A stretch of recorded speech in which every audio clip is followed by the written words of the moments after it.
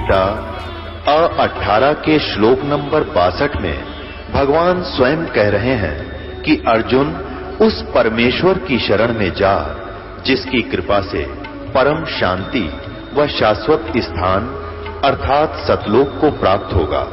वो परमेश्वर कौन है, कहां है, कैसा है, जानने के लिए कृपया अवश्य सुनिए जगत गुरु तत्वदर्शी संत रामपाल जी महाराज के अमृत वचन। सत साहिब दर्शकों, मनुष्य अपने जीवन में सुख और शांति प्राप्त करने के लिए हिंदू धर्म में प्रचलित सभी भक्ति साधनाओं को अपनाकर तमाम व्रत अनुष्ठान करता है। फिर भी उसके जीवन में दुख बढ़ते ही जाते हैं, जिस कारण उसकी आस्था डगमगाने लगती है।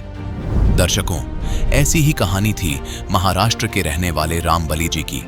रामबली जी हिंदू धर्म में प्रचलित सभी परंपरागत भक्ति साधनाएं किया करते थे, लेकिन फिर भी इनके जीवन में दुख ही दुख थे। इन दुखों से छुटकारा पाने के लिए इन्होंने अनेकों धर्म गुरुओं का सहारा लिया, लेकिन अफसोस वहां से भी रामबली जी को निराशा ही हाथ लगी।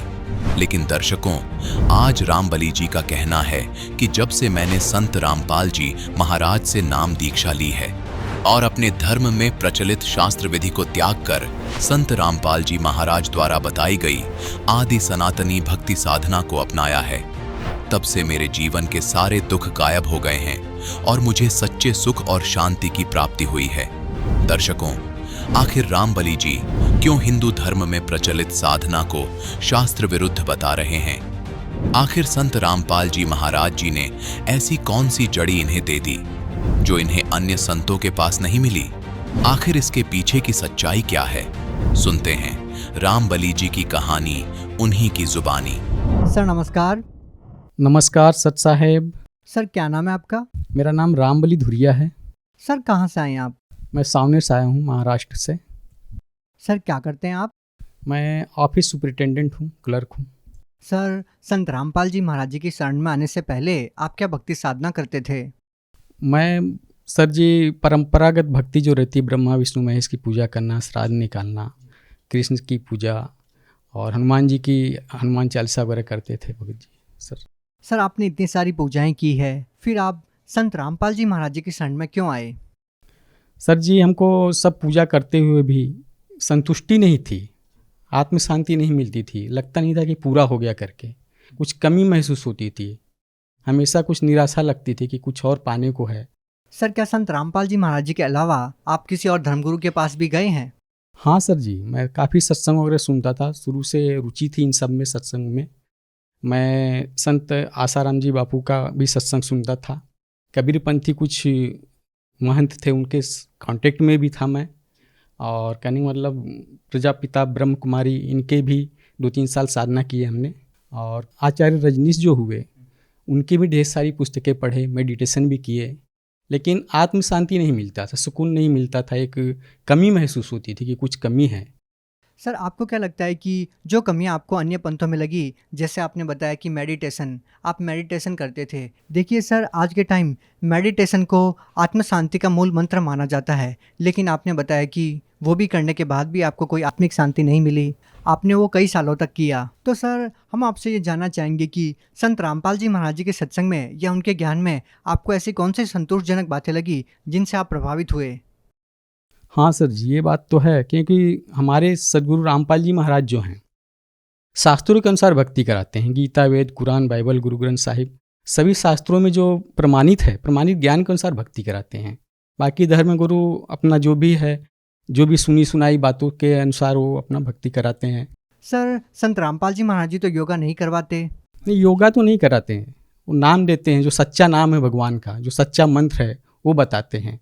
सर योग और मेडिटेशन जो है, ये बच्चों के खेल जैसी है, इससे कुछ विशेष लाभ नहीं होते हैं। थोड़ी देर के लिए कुछ शांति सा लगता है, लेकिन फिर जैसे का वैसा हो जाता है। लेकिन सदगुरु रामपाल जी महाराज जो हैं, वो सच्ची भक्ति बताते हैं, वेदों के अनुसार, गीता के अनुसार सच्चा नाम देते हैं, जिससे आत्म शांति मिलती है, सुकून मिलता है। सर हम आपसे ये जानना चाहेंगे कि आपने क्या संत रामपाल जी महाराज जी से नाम दीक्षा, उनका ज्ञान सुनकर ली, या फिर आप उनसे कुछ लाभ भी चाहते थे? सर जी, लाभ तो काफ़ी कुछ पहले से दिया हुआ था उन्होंने। शुरू से कबीर परमात्मा का कहने मतलब कृपा था। शुरू से अपने कहने मतलब हाथ के नीचे रखा था उन्होंने, और कहने का मतलब बहुत सारा ज्ञान ध्यान उन्होंने दिया, लेकिन एक शांति नहीं थी जो मन को शांत होने, संतुष्टि होना चाहिए, नहीं ये ठीक है अब ख़त्म हो गए क्वेश्चन ख़त्म नहीं होते थे। सर आपने संत रामपाल जी महाराज जी से नाम दीक्षा कब ली? हाँ सर जी, ये संत रामपाल जी महाराज सदगुरु जी से नाम दीक्षा मैंने बरवाला में ली 11 अप्रैल 2013 को। सर जैसा कि आपने बताया कि आपने मानसिक शांति के लिए संत रामपाल जी महाराज जी से नाम दीक्षा ली, तो क्या उनसे नाम दीक्षा लेने के बाद आपको मानसिक शांति मिली? जी सर, नाम लेते ही शांति मिली, सब क्वेश्चन ख़त्म हो गए। बहुत सारे क्वेश्चन रहते, भगवान कौन है, ये दुर्गा कौन है, गणेश कौन है, ये सब बारे में बहुत सारा क्वेश्चन रहता था, लेकिन संतुष्टि नहीं मिल पाती, कोई इसको सॉल्व नहीं कर पाता था कि क्या है। यहाँ आके सारे क्वेश्चन ख़त्म हो गए, मुझे मोक्ष मार्ग मिला जिसकी मुझे बहुत तलाश थी। मेरा तलाश सिर्फ वही था कि मोक्ष मार्ग, मुझे कमी किसी बात की नहीं थी, सब कुछ दिया होता परमात्मा ने शुरू से, लेकिन मेरे अंदर संतुष्टि इसलिए नहीं थी कि मोक्ष मार्ग मुझे नहीं मिल पा रहा था। संत रामपाल जी महाराज की शरण में आके मुझे वो मार्ग मिला जिससे आत्म शांति हुई, सब क्वेश्चन खत्म हुए मेरे। हाँ सर जी, एक बार पूना जा रहे थे हम लोग, कुछ भगत थे साथ में, बस से जा रहे थे। उस समय अचानक मुझे सीने के बीच में दर्द हुआ, तो बहुत सारी उल्टियाँ हुई। करीब 3 बजे का समय था दिन का वो, और उसके बाद हम लोग चलते रहे, बहुत सारा कहने का मतलब बस भी चलती रही, धीरे धीरे उल्टियाँ भी बढ़ते गई, बहुत सारा दर्द हुआ। बीच बीच में कहने का मतलब दर्द तो होता था, लेकिन बीच बीच में नाम जाप करने से, संत रामपाल जी महाराज जी द्वारा दिए गए नाम जाप करने से दर्द महसूस नहीं होता था उतना, लेकिन कहने मतलब भारीपन लगता, शरीर शिथिल होते जा रहा था। तो बीच में भी रुके, अमरावती जाने के पहले बीच में एक स्टॉप पड़ता, वहाँ रुके, वहाँ डॉक्टर को दिखाए। डॉक्टर ने कहने मतलब बताया कि हार्ट का आपका प्रॉब्लम है, आपका ब्लॉकेज हो सकता है, इसलिए आप अमरावती जाएं। अमरावती गया मैं, बहुत कहने वाला अमरावती जाने में बहुत ही दिक्कत हुआ, एम्बुलेंस बड़े मुश्किल से मिला, और वो भी जाके बीच रास्ते में ख़राब हो जाता, पंचर हो जाता है। फिर भी कहने जैसे जैसे सुधारते हैं और वहाँ पहुँचते हैं अमरावती हॉस्पिटल, और वहाँ पे कहने मतलब ICU में रखा जाता है, और कहने मतलब फिर इलाज किया जाता है। और उस समय बहुत कहने मतलब दर्द का अनुभव भी हुआ वहाँ पे, और सदगुरु ने रक्षा की। डॉक्टर ने क्या कहा? डॉक्टर ने कहा कि कहने वाला आपके ब्लॉकेज हैं, 70% ब्लॉकेज हैं आपके, और ये आपको कहने वाला इलाज करवाना पड़ेगा, इसका जो भी एंजियोप्लास्टी है ये कराना पड़ेगा आपको। तो कहने मतलब फिर भी कहने मतलब बहुत दिक्कत लगेगा आपको काफ़ी समय तक ये परेशानी झेलना पड़ेगा इसके बारे में।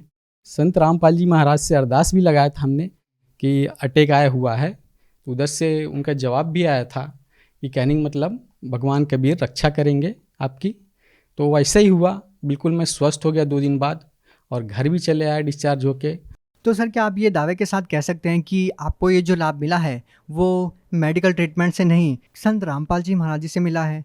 ये बिल्कुल सही है कि संत सतगुरु रामपाल जी महाराज की दया से ही हमको लाभ मिला है, क्योंकि वो सब कुछ कर सकते हैं, परमात्मा है वो।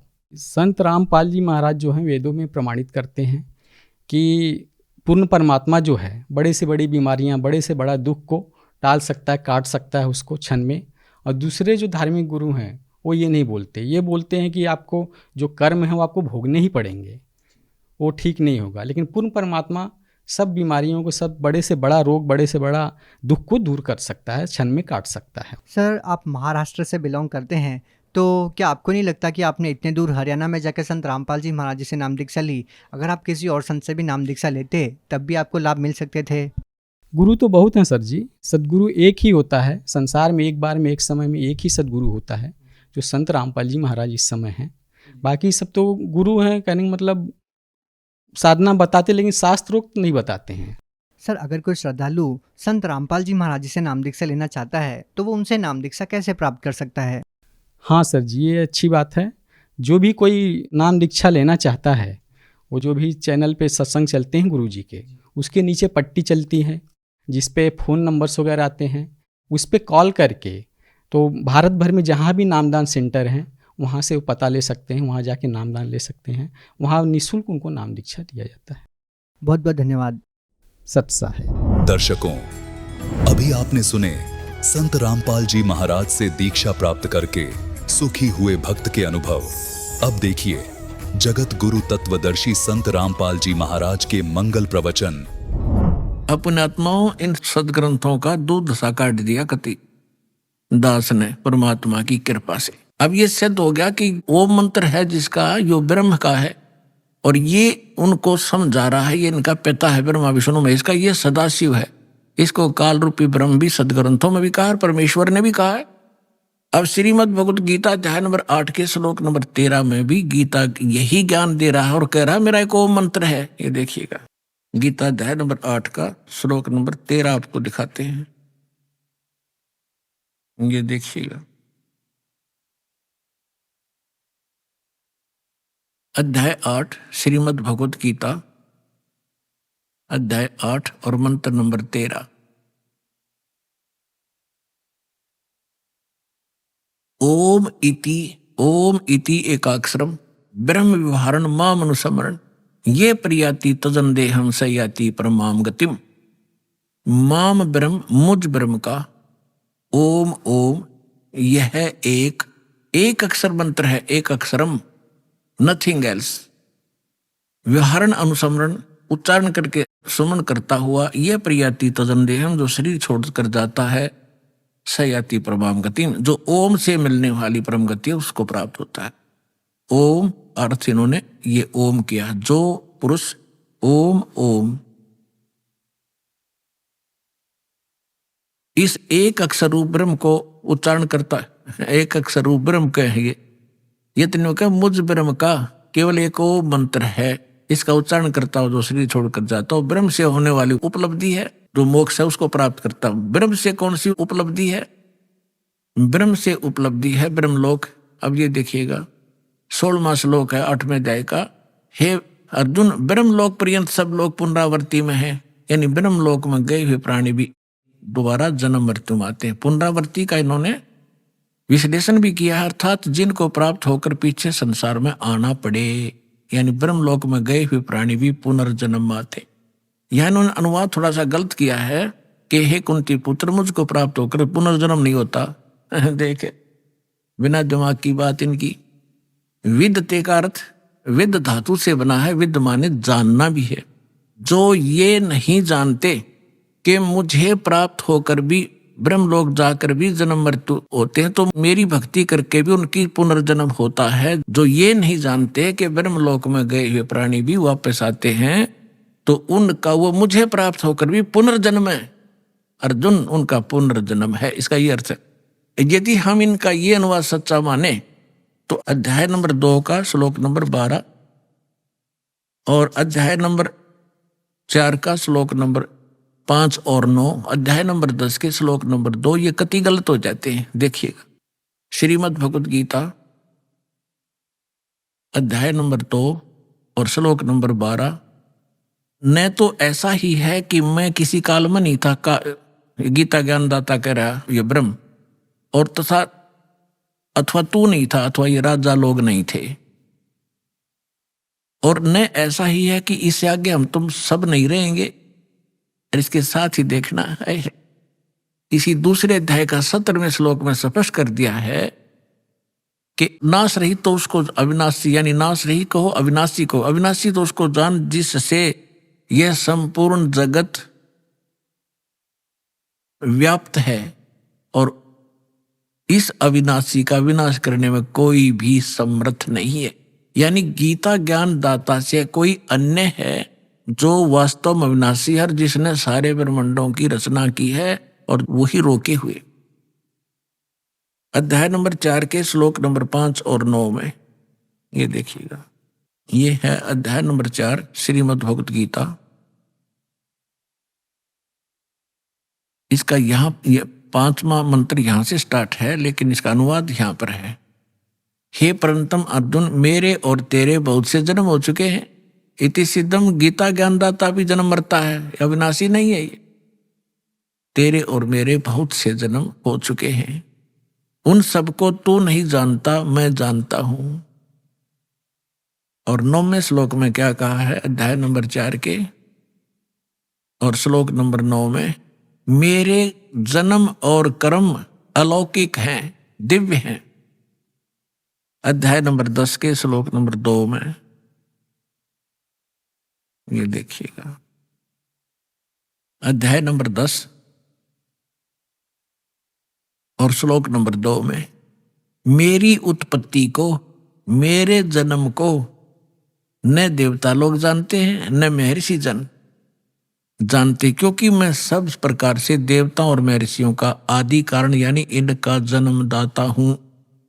यदि गीतानुवादकों का 8वें अध्याय के 16वें श्लोक का ये अनुवाद सत्य माने कि ब्रह्मलोक में गए हुए सब प्राणी पुनरावृत्ति में हैं और मुझे प्राप्त होकर फिर जन्म मृत्यु नहीं होती, तो ये तीनों श्लोक गलत हो जाते हैं, तीनों के तीन।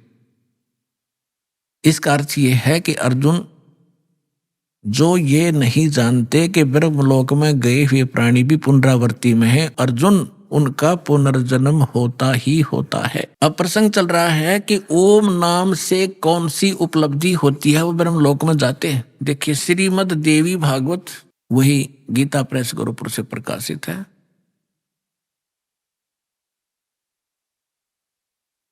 इसमें आपको दिखाते हैं 562 पृष्ठ पे, एक बार हिमालय राजा को देवी जी ज्ञान उपदेश कर रही है और ब्रह्म के बारे में जानकारी दे रही है। देखिएगा 562 पृष्ठ,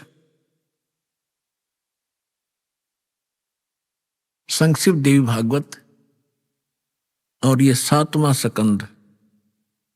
यहां हम आ जाते हैं। देवी के द्वारा हिमालय को ज्ञानोपदेश, ब्रह्म स्वरूप का वर्णन। श्री देवी जी कहने लगी, पर्वतराज,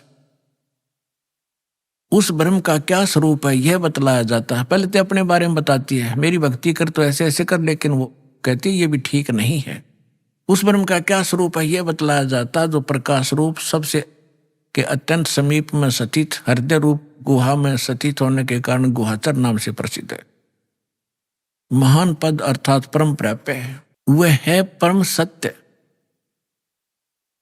और अमृत अविनाशी तत्व है। सौम्य, उस वेदने योग्य लक्ष्य का तुम वेदन करो, मन लगाकर उसमें तन्मय हो जाओ। सौम्य, उपनिषद में कथित महान अस्त्र रूप धनुष को लेकर उस पर उपासना द्वारा तीक्ष्ण किया हुआ बाण संधान करो और फिर भावनागुत चित्त के द्वारा उस बाण को खींचकर उस अक्षर रूप ब्रह्म को लक्ष्य बनाकर वेदन करो। प्रणव, ओम धनुष है, जीवात्मा बाण है और ब्रह्म उसका लक्ष्य कहा जाता है। यानी जीवात्मा को ओम का जाप करके ब्रह्म के पाने का ही प्रयत्न करना चाहिए। इसका सिद्ध, ये सिद्ध है। उस एकमात्र परमात्मा ही को जानो, दूसरी सब बातों को छोड़ दो। देवी कहती है मेरी पूजा भी मत करना, केवल उस ब्रह्म की पूजा करो। उस एकमात्र परमात्मा ही को जाने, दूसरी सब बातों को छोड़ दे। यही अमृत रूप परमात्मा के पास पहुंचाने का वाला पुल है। संसार रूपी समुद्र से पार होकर अमृत स्वरूप परमात्मा को प्राप्त कराने का यही सुलभ साधन है। इस आत्मा का, इस परमात्मा का ओम के जप के साथ ध्यान करो, ओम का जाप करो। इससे अज्ञान में अंधकार से सर्वथा परे और संसार समुद्र से उस पार जो ब्रह्म है उसको पा जाओगे, तुम्हारा कल्याण हो। ओम नाम का जाप करो और ब्रह्म को प्राप्त हो जाओगे। वो ब्रह्म कहाँ रहता है? वह है, यह सबका आत्मा ब्रह्म, ब्रह्मलोक रूप दिव्य आकाश में स्थित है, ब्रह्मलोक में रहता है। यानी ब्रह्म का साधक ओम नाम का जाप करने वाला ब्रह्मलोक में जाता है। गीता अध्याय नंबर 8 के श्लोक नंबर 16 में क्लियर कर दिया है कि ब्रह्मलोक में गए हुए प्राणी भी पुनरावृत्ति में। और अब ये गीता ज्ञानदाता ब्रह्म है, ये क्या कहता है? अब गीता ज्ञानदाता कहता है कि अर्जुन, उस सच्चिदानंद घन ब्रह्म ने जो अपने मुख कमल से ज्ञान बोला वो वास्तविक ज्ञान है, वो तत्व ज्ञान है। उसमें विस्तार के साथ उस परम पिता के पाने की जानकारी है। उसको तत्वदर्शी संतों से जाकर समझ, उनको दंडवत प्रणाम करने से, कपट छोड़कर प्रसन्न करने से वो तत्वदर्शी संत तुझे परमात्म तत्व का ज्ञान कराएंगे। 15वें अध्याय के 1 से लेकर 4 का सारांश है कि उल्टे लटके हुए संसार रूपी वृक्ष है, पीपल का वृक्ष समझो, ऊपर को जड़ नीचे को 3 गुण रूपी शाखा है। और जो संत इस उल्टे लटके हुए संसार रूपी वृक्ष की सभी टहनियों समेत बता देगा, सभी भाग बता देगा, वो तत्वदर्शी संत है, वह वेदवित है। परमेश्वर ने यह लीला स्वयं की हुई है अपने अपनी मुखारविंद से बोली अमृतवाणी सच्चिदानंद घन ब्रह्म की वाणी। कबीर वाणी में लिखा है, अक्षर पुरुष एक पेड़ है, सरपुरुष वा की टार, निरंजन कहो सरपुरुष कहो, और तीनों देवा शाखा है ये पात रूप संसार। 15वें अध्याय के 4थे श्लोक में कहा कि जब तत्वदर्शी संत तुझे मिल जावे, उसके पश्चात परमेश्वर के उस परम पद की खोज करनी चाहिए, जहां जाने के बाद साधक फिर लौटकर कभी संसार में नहीं आते। और जिस परमेश्वर ने संसार रूपी वृक्ष की रचना की है, केवल उसकी भक्ति करो और सब बातें त्याग दे। 18वें अध्याय के 62वें श्लोक में कहा कि अर्जुन तू सर्वभाव से उस परमेश्वर की शरण में जा, उस परमेश्वर की कृपा से तो परम शांति को और सनातन परम धाम को प्राप्त होगा। तो इससे सिद्ध हो गया कि गीता ज्ञानदाता से अन्य कोई और परम शक्ति है, और गीता ज्ञानदाता भी जन्म मृत्यु के अंदर आता है, और ब्रह्म का उपासक ब्रह्म लोक में जाता है, और ब्रह्म से यही एक परम गति होती है, ब्रह्म लोक प्राप्ति होती है। अब हम आते हैं उसी प्रसंग पर जो आज दास आगे बढ़ाना चाह रहा है। 3 देव की जो करते भक्ति, उनकी कदे ना होवे मुक्ति। इन तीनों देवताओं की जो भक्ति करते हैं, उनकी कभी मोक्ष नहीं होता। 3 देवता रजगुण ब्रह्मा सतगुण विष्णु तम गुण शिव जी, ये आपको स्पष्ट कर दिया कि स्पष्ट हुआ, अभी प्रमाण दिया था कि रजगुण ब्रह्मा है, सतगुण विष्णु तम गुण शिव जी। मार्कंडेय पुराण प्रश्न नंबर 123 से, और खेमराज श्री कृष्ण दास प्रकाशित देवी भागवत के 5वें अध्याय का 8वें श्लोक में वो स्पष्ट कर दिया। शंकर जी कहते हैं, माता आपने हमें क्यों तमोगुण बना दिया, ब्रह्मा जी को रजोगुण और विष्णु जी को सतोगुण क्यों बनाया। इति सिद्धम रजगुण ब्रह्मा सतगुण विष्णु तम गुण शिव जी। अब हम गीता अध्याय नंबर 7 को फिर पढ़ेंगे। देखिए,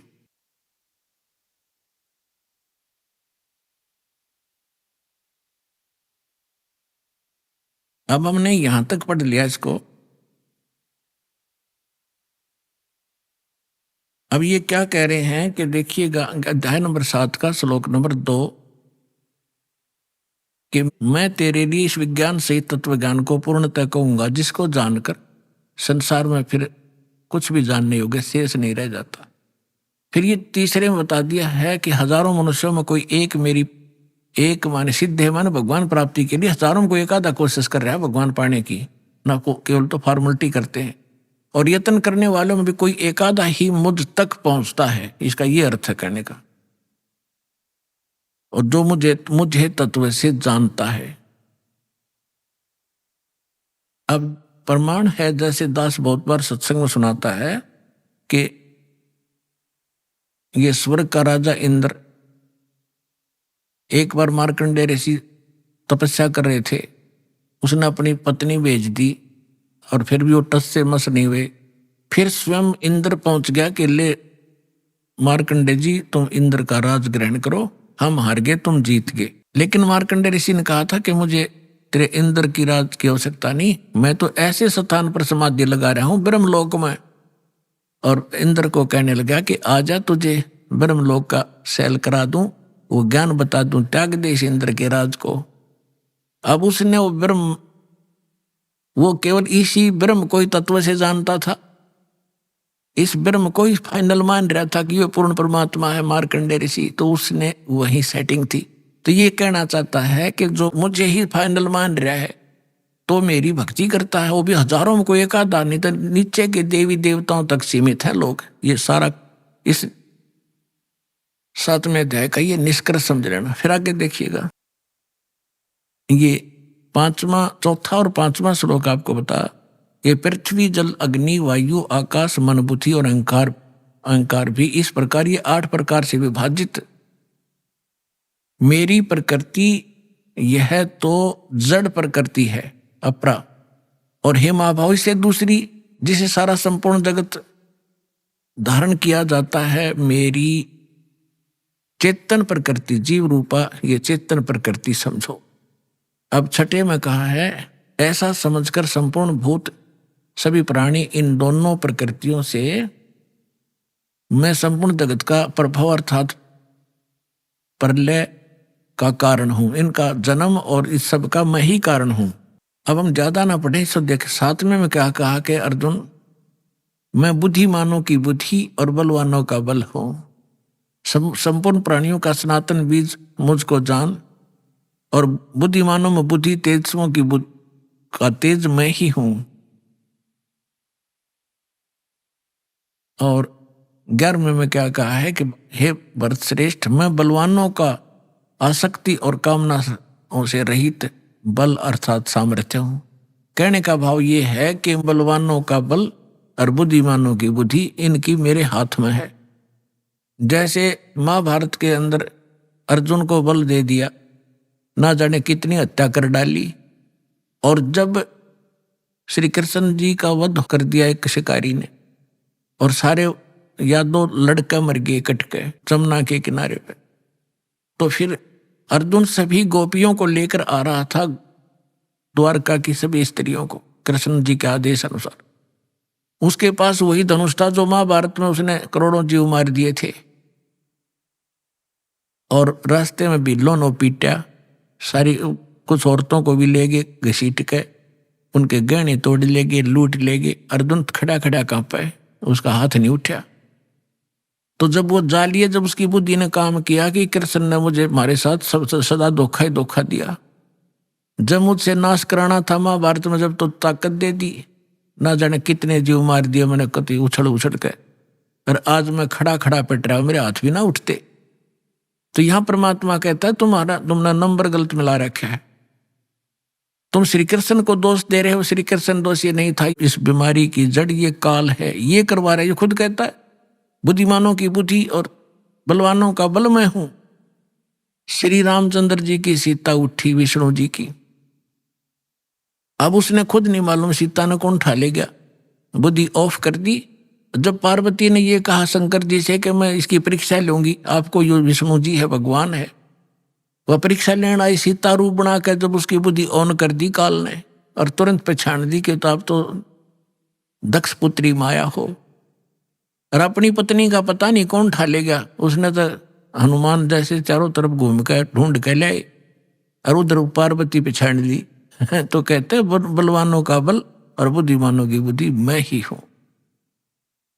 अब ये है निष्कर्ष इस गीता जी के ज्ञान का। ये मारा करते सट्टे गीता जी का सार, तू क्या लाया था, तू जन्म अजन्मा है, जीव तो मरता ही नहीं, बस ये सार है, खाक सार था ये।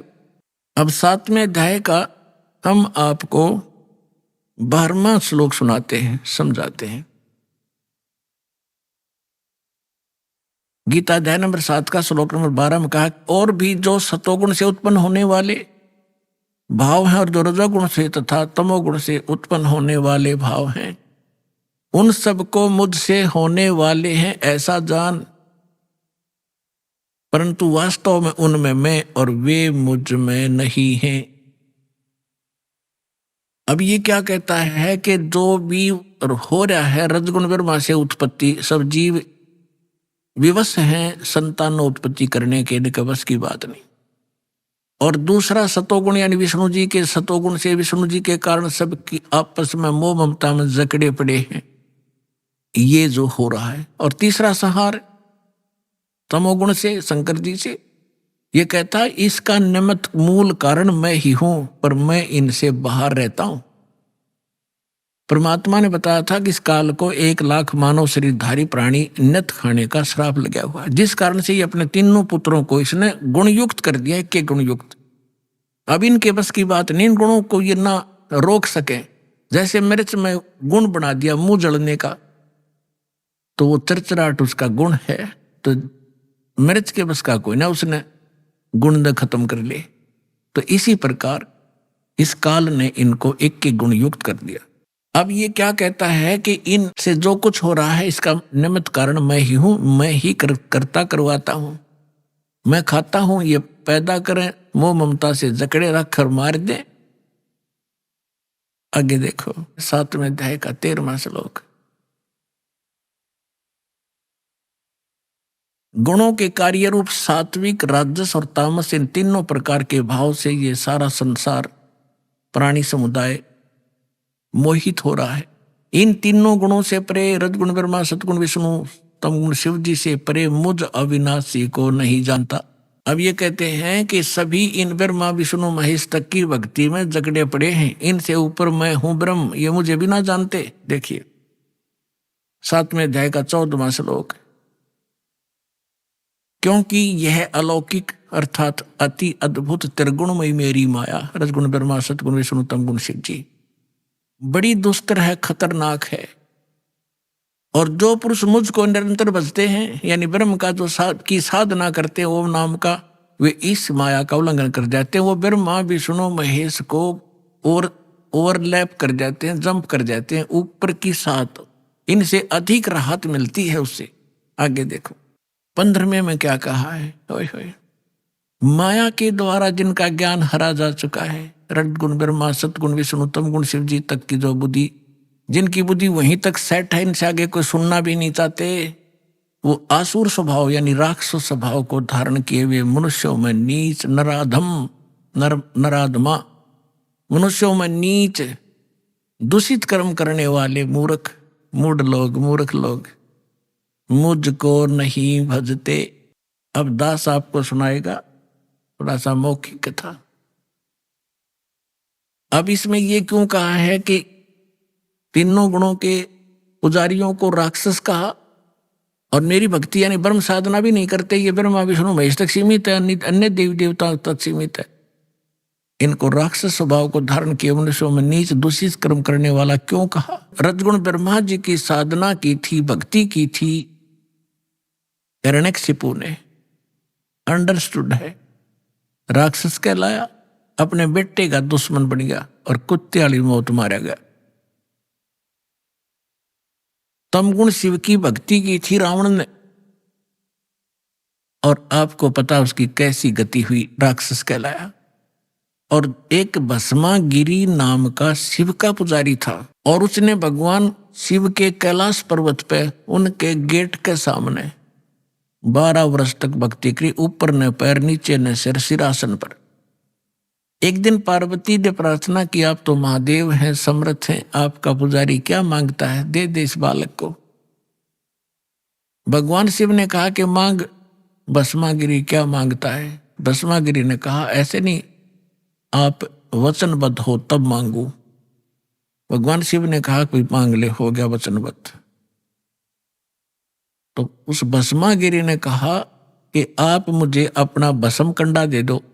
भगवान शिव के पास एक ऐसा कड़ा था जो हाथ में पैर कर रखा करते, वो ऐसी सिद्धि युक्त कर रखा था कि जिसके सिर पर न्यू कह दे भस्म, वो मर जाता था, भस्म हो जाता था। और इस बात का ज्ञान था भस्मागिरी को। ये गिरी पुरी नागा कनपाड़े नाथ, ये सारे के सारे 10 नामी ये शिव के पुजारी हैं, सन्यासी। तो भगवान शिव ने सोचा ले जंगल में रहता है, अपने बचाव के लिए राक्षसों से लेता होगा, निकाल कर दे दिया भोलेनाथ ने।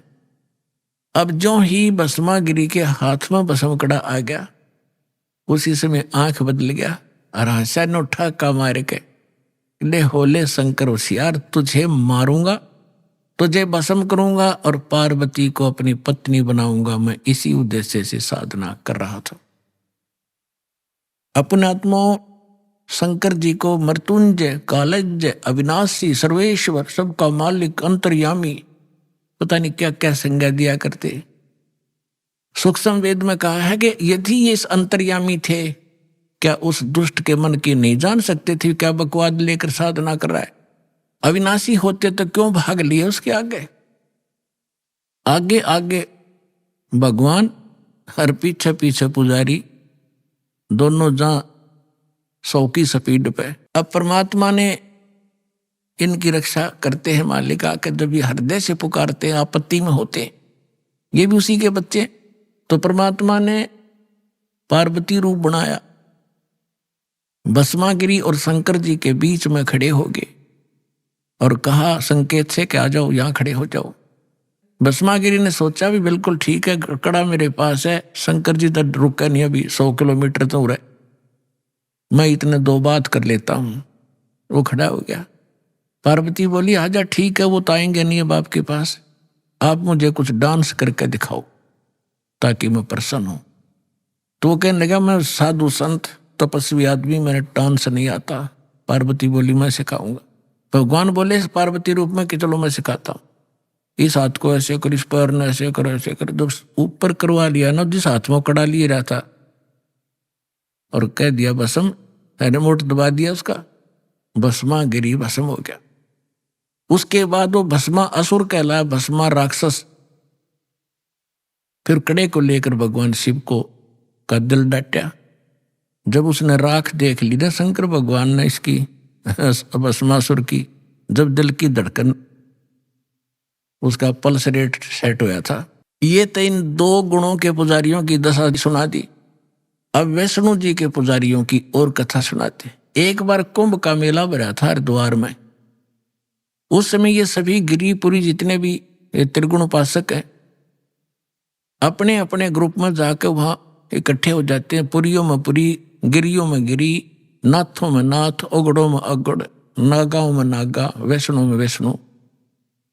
और जो नहाने का ये समय निर्धारित करते हैं, हर की पैड़ी के ऊपर वो पर भी लगी थी। इनका अपना बनाया बस है ये मनगढ़ंत कहानियां।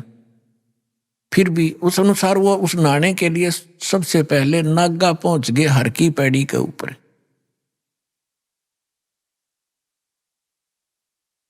पीछे तागे वैष्णो, जो विष्णु जी के उपासक सतोगुण के।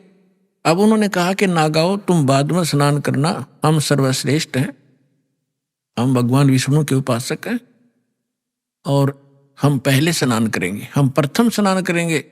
नागाओं ने कहा कि नहीं, हम सर्वश्रेष्ठ हैं, हम त्यागी और बैरागी हैं, हम वस्त्र तक नहीं रखते, हम सर्वश्रेष्ठ हैं, हम सबसे पहले स्नान करेंगे। वैष्णो साधुओं ने कहा कि तुम पशु की तरह नंगे फिरते हो, टट्टी के हाथ भी ना धोते, शर्ट फरडो राख लपेट रखी, तुम काहे के शुद्ध हो, उत्तम हो, बाहर निकलो, हम प्रथम नहाएंगे। अब इतनी अकल थी लोगों में। गंगा का पानी मैला हुआ था, 2 मिनट पाछे नहा लेते, वो नहा ले जबकि बिजली गिरी थी वह, पर भी खत्म हुआ थी 2 मिनट में। पर वो नहाना नूना भी भूल गए। भगवान की हर की पैड़ी में भी प्यार नहीं, भगवान का भी डर रहा नहीं, आपस में लड़न लग गए, कत्लेआम कर दिया। 25,000 वह त्रिगुण उपासक वह कट कर मर गए, कत्लेआम कर दिया।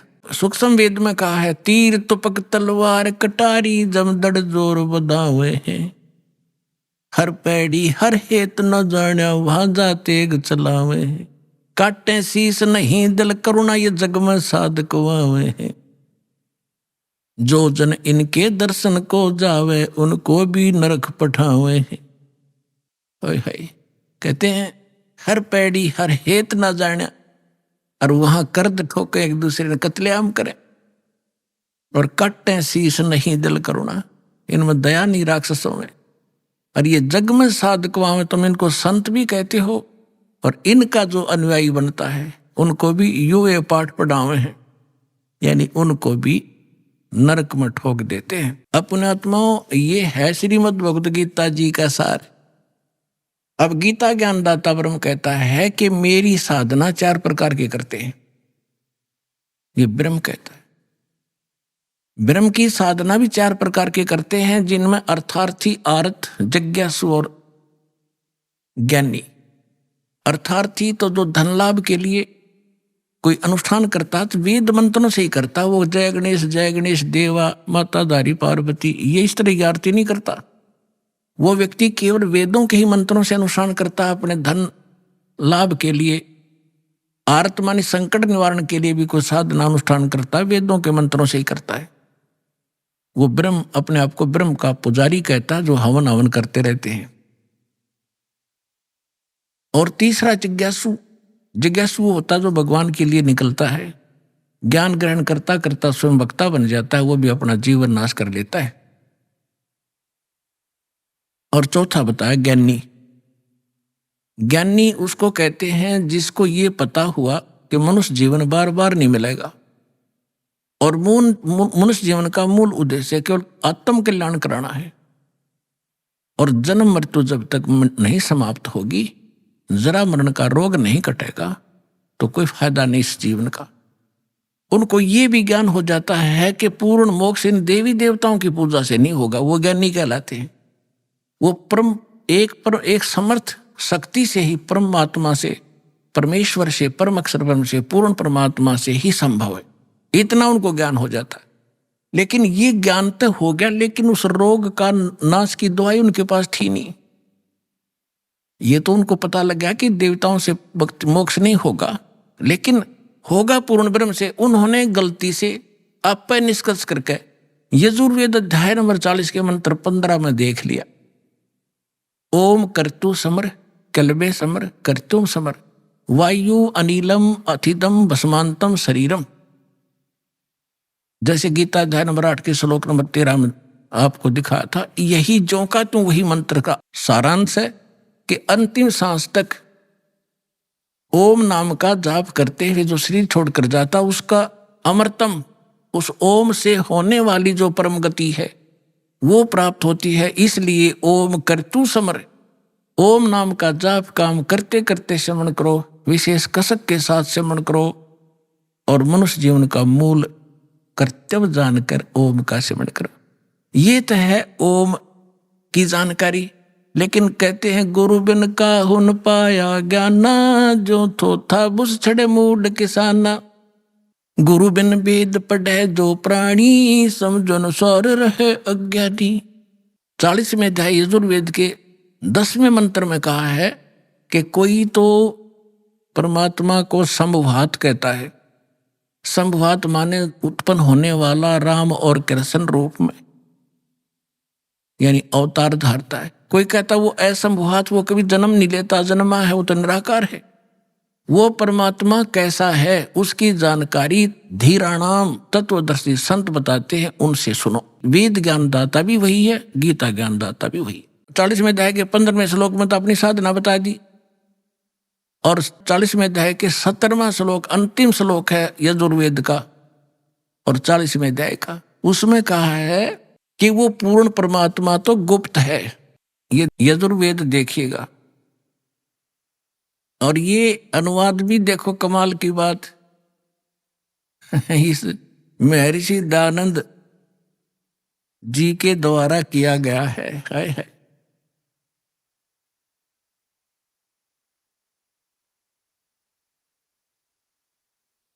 प्रकाशक है सार्वदेशिक कार्य प्रतिनिधि सभा 2/5 महर्षि दानंद भवन रामलीला मैदान नई दिल्ली से। यजुर्वेद महर्षि दानंद ने इसका अनुवाद किया, और ये कहां से छपा यहां से देखिएगा। अब इसका हम अंतिम 40वां अध्याय है, इसका थोड़ा सा हिंट देंगे 10वें अध्याय का, 10वें श्लोक का। ये 4400 अध्याय माने 40वां अध्याय यजुर्वेद का, और यहां देखिएगा 10वां मंत्र है इसका। इसमें लिखा है, हे मनुष्यों, जैसे हम लोग धीराणाम माने मेधावी योगी विद्वान यानी तत्वदर्शी संतों से जो वचन सुनते हैं, जो वे लोग हमारे प्रति विचक्षण माने विस्तार पूर्वक कहते हैं, वे लोग संभवात संयोग जन्य असंभवात उत्पन्न नहीं होने, इसका अर्थ यह है आहु या एवं कार्य का फल आहु माने कहते हैं उत्पन्न होने वाला, अन्यत यानी अन्य कुछ आहु माने कहते हैं। इस बात को तुम भी सुनो। अब ये क्या बताना चाह रहा है, ये अनुवाद से न करना नहीं आया, क्योंकि तो अज्ञानी था कि 1 नंबर का महर्षि दानंद को आया। इसका अर्थ है वेद ज्ञानदाता कहता है कि कोई तो परमात्मा को संभवात कहता है, जन्म लेने वाला, और को असंभवात। देखो असंभवात माने उत्पन्न नहीं होता, असंभवात जन्म लेने वाला, इसका अर्थ यह है। तो जो धीराणाम तत्वदर्शी संत जो बताते उनसे सुनो, इनसे नहीं, इनकी बात मत मानो। वो तत्वदर्शी संत बताएंगे परमात्मा कैसा है, वो जन्म लेता है या नहीं लेता है। आगे 15वें अध्याय में इसने वेद ज्ञान दाता अपनी बताता है कि मेरा ओम नाम है। 15वां अध्याय इसमें है, वायु अनिलम अमृतम अथिदम भस्मांतम शरीरम, भस्मांतम शरीरम। ओम करतो समर किलबे समर और करतुम समर। इसने तक ज्ञान इनके में करना आया था ही नहीं। देखिएगा कर्तो माने काम करने वाले जीव, तू शरीर छूटते समय ओम इस नाम वाच्य ईश्वर को स्मरण करे। देख इन्होंने लिखा ओम का स्मरण कर, इस जिसका ओम नाम है ना उसका स्मरण कर, जबकि इसका सीधा अर्थ बनता है ओम कर तो स्मरण, ओम नाम का जाप काम करते करते स्मरण कर, विशेष कसक यानी श्रद्धा के साथ कस स्मरण कर, और मूल मनुष्य का मूल कर्तव्य जान कर इसका स्मरण कर। जब वायु अनिलम भस्मांतम शरीरम, ये आपका जीव आपका प्राण इससे अमृतो प्राप्त करेगा। अमृतम अमृतम अविनाशी, शरीर के नष्ट होने पर भस्मांतम शरीरम, जब शरीर तेरा भस्म होगा, भस्मांतम अंत में भस्म होने वाला होता है। बस इसका अर्थ नहीं करना है इसने, इसका अर्थ है कि जब यह शरीर तेरा नष्ट होगा, शरीर छोड़ कर जाएगा, उस समय इतना अमृतो प्राप्त हो जाएगा जो ओम नाम से मिलता है। यही गीता अध्याय नंबर 8 के श्लोक नंबर 13 में। अब यहाँ आगे कहा है 40वें अध्याय के 17वें श्लोक में कि वो परमात्मा तो गुप्त है और मेरा ओम नाम है, मैं ब्रह्मलोक में रहता हूं। यही देवी भागवत से स्पष्ट हो गया। देवी हिमालय को कह रही है कि ओम नाम का जाप कर, उससे तुम ब्रह्म की प्राप्ति कर लेगा, और वो ब्रह्म रहता दिव्य आकाश रूपी ब्रह्मलोक में रहता है। और यही वेद बता रहे हैं। देखिएगा ये 44वां अध्याय 40वां अध्याय यजुर्वेद का 17वें मंत्र में, हे मनुष्यो, जिस ज्योति स्वरूप रक्षक मुझसे, ये ज्योति स्वरूप काल तो है, मुझसे अविनाशी यथार्थ कारण के आच्छादित मुख के तुल्य उत्तम अंग का प्रकाश किया जाता है, जो वह है प्राण वायुमंडल में। पुरुष है माने पूर्ण परमात्मा है, वह है तो परोक्ष रूप है, वो तो गुप्त है। अहम मैं खम, और ब्रह्म खम्भ माने उस ब्रह्मलोक रूपी दिव्य आकाश में ब्रह्मलोक में रहता हूं, मैं ब्रह्म हूं और मेरा ओम नाम है। देखिएगा ओम ओम खम ब्रह्म, मैं ब्रह्म हूं, अहम वह है, मैं ब्रह्म हूं और मेरा ओम नाम है। मैं खम्भ माने आकाश में, ब्रह्मलोक रूपी दिव्य आकाश में रहता हूं। इसने तो अज्ञानी ने कुछ करना है नहीं। अहम माने मैं आकाश के तुल्य व्यापक ब्रह्म, सबसे गुण क्रम और स्वरूप करके अधिक हूं। इन्होंने कहा मैं ब्रह्म हूं, ये कहना था। ओम ओम सबका रक्षक जो उसका ओम, ऐसा नाम जानो। ओम लिखना था उसका, ओम मेरा ओम नाम, उसका क्या था वो तो गुप्त बता दिया। अपना कह अहम माने मैं ब्रह्म हूं और ब्रह्मलोक रूपी दिव्य आकाश में रहता हूं। अब हो गया सिद्ध। अब जो ज्ञानी आत्मा थे वह उनके वेद समझ में ना आए, उनकी यहां बुद्धि पर पत्थर पड़ गए कि गीता अध्याय नंबर 4 के श्लोक नंबर 32 और 34 में स्पष्ट कर दिया है कि इस ज्ञान से कोई अन्य ज्ञान है जो तत्व ज्ञान है, और वो उनको पाया नहीं। उन्होंने इसी को अंतिम मान लिया। 40वें अध्याय के 15वें श्लोक से ये मंत्र ऋषियों ने मान लिया उस पूर्ण परमात्मा का जो परोक्ष है, गुप्त है। इनका समझ में नहीं आया। गुरु बिन वेद पढ़े जो प्राणी, समझो अनुसार रहे अज्ञानी। ये अज्ञानी थे।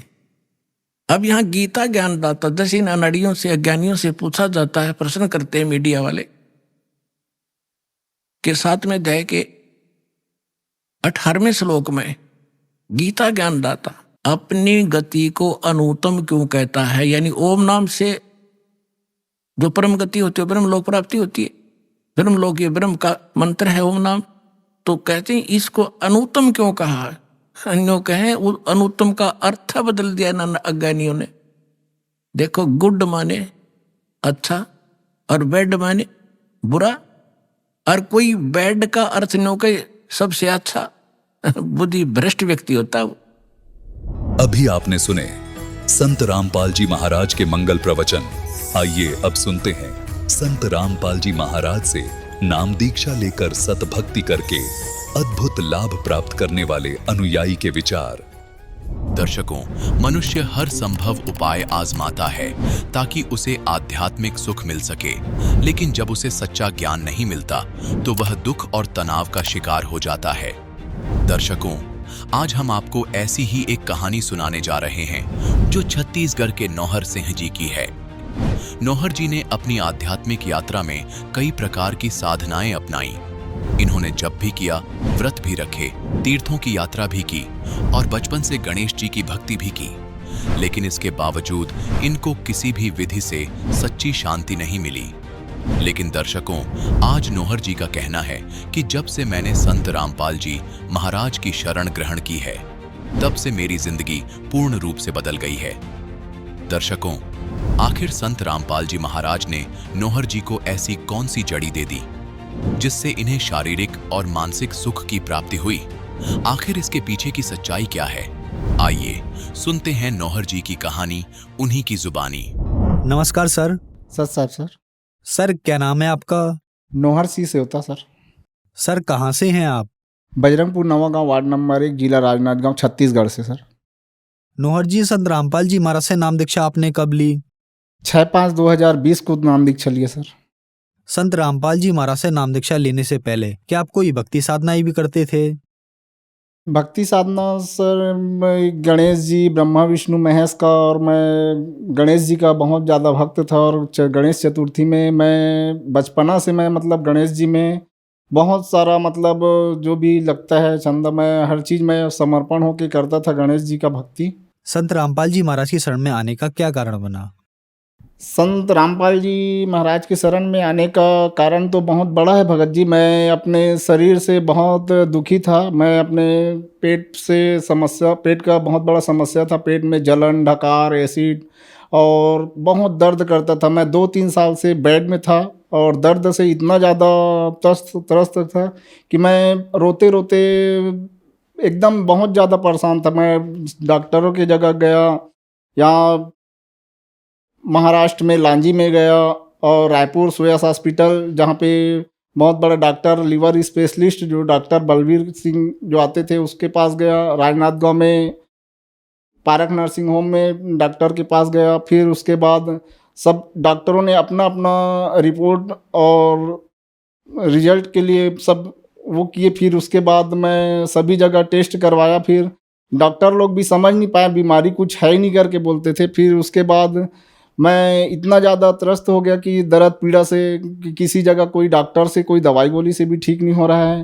प्लस मैं अपने जीवन से इतना ज़्यादा वो हो गया कि फिर उसके बाद जो तंत्र मंत्र वाले जो बैगा है उन लोग के पास गांव में घुमा, फिर कहीं पे भी ठीक नहीं हुआ। उसके बाद मैं एकदम निराश हो गया, ना डॉक्टरों के पास ठीक हो रहा है ना कोई बैगा के पास ठीक हो रहा है करके। फिर मैं मन में ये सोच लिया कि मेरे को जीना नहीं है और मेरे को इस दुनिया से जाना ही है करके। फिर अपने बच्चे लोग को पकड़ के रात में बिस्तर में सो भी नहीं पाता था। 1 साल तक कंटिन्यू मैं सोया नहीं हूँ भगत जी। फिर मैं इतना ज़्यादा वो होने के बाद मैं पड़ोस का एक जो संत रामपाल जी महाराज से दीक्षा लिया हुआ है वो बोले कि इस बुक को रखो, बुक को पढ़ो करके। फिर बुक को पढ़ने के पहले मैं 1 साल चर्च गया हूँ। चर्च में भी गया था 1 साल तक के चर्च में सब अपना जो वहाँ पादरी होते हैं, पास्टर, उन लोग प्रार्थना दुआ करते थे, लेकिन उसमें भी मेरा कोई लाभ हुआ नहीं। फिर मैं त्रस्त हो गया। फिर जो बुक दिया था उस बुक को मैं 3 दिन पढ़ा हूँ। 3 दिन पढ़ने के बाद मेरा मन में ऐसा हुआ कि मैं इसी से मैं ठीक हो सकता हूँ करके फिर बुक को पढ़ा हूँ। 3 पेज पढ़ने के बाद मेरा मन हुआ कि मैं दीक्षा लूँगा करके। फिर भगत जी को बोला कि भगत जी मैं दीक्षा लेना चाहता हूँ करके। तो बोले कि अभी बुक पढ़ो, अच्छा से सत्संग सुनो, उसके बाद फिर आप लेना। मैं लेकिन अपने दुख से तकलीफ के कारण मैं बोला भगत जी को मैं जल्दी से जल्दी नाम दीक्षा लेना चाहता हूँ करके, संत रामपाल जी महाराज जी से नाम दीक्षा लेना है करके। तो फिर ऑनलाइन उस समय कोरोना जो चल रहा था तो ऑनलाइन नाम दीक्षा लिया हूँ। और नाम दीक्षा लेने के 3 दिन पश्चात मेरा जो सारा प्रॉब्लम जो 3 साल से इतना दुख तकलीफ में पड़ा हुआ था और 3 दिन के अंदर मेरा पूरा दुख तकलीफ दूर हो गया भगत जी। सर आप अपनी बीमारी को लेके बहुत सारे डॉक्टर्स के पास गए, तो डॉक्टर ने आपको क्या बताया? क्या ये बीमारी ठीक हो सकती है या नहीं? डॉक्टरों ने तो एक जो डॉक्टर हैं वो बोले कि तेरा बीमारी कुछ पकड़ में आता नहीं, कुछ बीमारी का समझ है ही नहीं है करके, तू किसी के पास जा और अपना वहाँ देख के कुछ करवा ले इलाज, मैं तो नहीं कर पाता करके फिर सेक्टर 9 में डॉक्टर जो है उसके पास गया था। तो डॉक्टर जी बोले कि मैं घर में तेरा पर्सनल इलाज करके देखता हूँ करके। फिर 2-3 बार घर में गया, फिर 2-3 बार वहाँ दवाई लिख के दिए, उसके बाद भी उस दवाई से ठीक नहीं हो पाया। फिर मैं जब बोला तो अब लास्ट दवाई जो लिख के दे रहा हूँ, अगर कोई नहीं हो भी पाएगा तो मैं नहीं कर पाऊँगा, आना मत करके। तो फिर उसके बाद उस दवाई को लेने के बाद मैं गया नहीं। सर, जैसा कि आपने बताया कि आपको 3 साल पुरानी बीमारी थी, आप बहुत सारे डॉक्टर्स के पास गए, बहुत सारे तांत्रिकों के पास गए, लेकिन सभी जगह आपको निराशा ही हाथ लगी। फिर आप संत रामपाल जी महाराज की शरण में आए और 3 साल पुरानी बीमारी 3 दिन में ठीक हो गई। तो सर, संत रामपाल जी महाराज के पास ऐसा क्या है जो इतने सालों की बीमारी कहीं भी ठीक नहीं हुई, वो संत रामपाल जी महाराज के पास ठीक हो गई? संत रामपाल जी महाराज हमारे वेद शास्त्र से प्रमाणित ज्ञान बताते हैं, और यहाँ तक कि मेरे मोहल्ले वाले बोलते हैं कि इतना बैगा के पास घूमा है तो संत रामपाल जी महाराज भी ऐसा कुछ जादू से वो करवाता होगा ऐसा करके, लेकिन वैसा कुछ नहीं है। संत रामपाल जी महाराज हमारे से शास्त्र से प्रमाणित ज्ञान देकर उसी से सब भक्ति साधना करवाते हैं, और वही भक्ति जो दिए हैं उसी भक्ति से मेरा सब तबीयत ठीक हुआ है। सर, जो आपके हाथ में रिपोर्ट्स हैं ये किस चीज़ की हैं? ये रिपोर्ट है भगत जी, ये रायपुर में सुयस हॉस्पिटल में जो डॉक्टर जो बोले थे एक बार, ये राजनाथ गांव का है। राजनाथ गांव में जो डॉक्टर दिवाकर सर हैं उसी से मैं इंडोस्कोपी करवाया था, और ये इंडोस्कोपी करवा के उसके बाद 2-3 महीना उसी के पास इलाज करवाया हूँ, लेकिन इलाज करवाने से मेरा कोई फ़र्क पड़ा नहीं। और डॉक्टर बोल रहे थे कि मतलब तेरा आंत में सूजन है करके, लेकिन जो सूजन है वो भी आज तक को कभी ठीक हुआ नहीं, ना कोई दवाई से ना कोई चीज़ से। संत रामपाल जी महाराज से नाम दीक्षा लेने के बाद आज मैं बहुत ही अच्छा महसूस कर रहा हूँ, और पूरे ठीक हूँ, फिट हूँ, और मेरा कोई दवाई गोली नहीं है, ना ज़रूरत है अभी। सर, क्या और भी लाभ मिले आपको संत रामपाल जी महाराज से नाम दीक्षा लेने के बाद? संत रामपाल जी महाराज से नाम दीक्षा लेने के बाद तो मुझे बहुत सारा लाभ हुए हैं भगत जी। पहले जहाँ मैं 21 साल से काम करता था पशु आहार गोदाम में, वहाँ का सुपरवाइज़र था। 21 साल काम करने पर भी मुझे कोई ऐसा कुछ लाभ मिला नहीं है, बस अपना जीवन रोजी रोटी बस चल रहा था। जैसा मैं नाम दीक्षा लिया हूँ गुरुजी से, और नाम दीक्षा लेने के बस 3 महीना बाद तबीयत ठीक होकर के मैं अपने वो जो मालवाहक ऑटो खरीदा हूँ मालिक की कृपा से। सर, लाखों की संख्या में दर्शक आज आपको टीवी पर देख रहे हैं, और बहुत सारे ऐसे लोग हैं जो अपनी जिंदगी से हताश हो गए हैं। उनके लिए आप एक उदाहरण हैं। जैसे कि आपने बताया कि आपकी 3 साल पुरानी बीमारी ठीक हो गई, आपने रिपोर्ट्स भी दिखाई, तो जो लोग परेशान हैं उन लोगों के लिए आप क्या कहना चाहेंगे? सर जी, मैं जो भाई हैं जो अपने बीमारी से, अपने घर की समस्या से जो परेशानी में जूझ रहे हैं, उनसे मैं बारंबार निवेदन करता हूं कि वे भी आए हमारे गुरुजी के शरण में, और गुरुजी से नाम दीक्षा लेकर सद्भक्ति करें और अपना कल्याण कराएं, और संत रामपाल जी महाराज जी से दीक्षा लेकर अपना कल्याण कराएं और सद्भक्ति कर अपने मानव जीवन का लाभ उठाएं। संत रामपाल जी महाराज से नाम दीक्षा कैसे ली जा सकती है? संत रामपाल जी महाराज से नाम दीक्षा जो चैनल में सत्संग चलता है उसमें नीचे जो पीला पट्टी जो चल रहा है उसमें जो कांटेक्ट नंबर है, उस कांटेक्ट नंबर में आप कॉल करके नाम दीक्षा ले सकते हैं। धन्यवाद सर। सत्संग।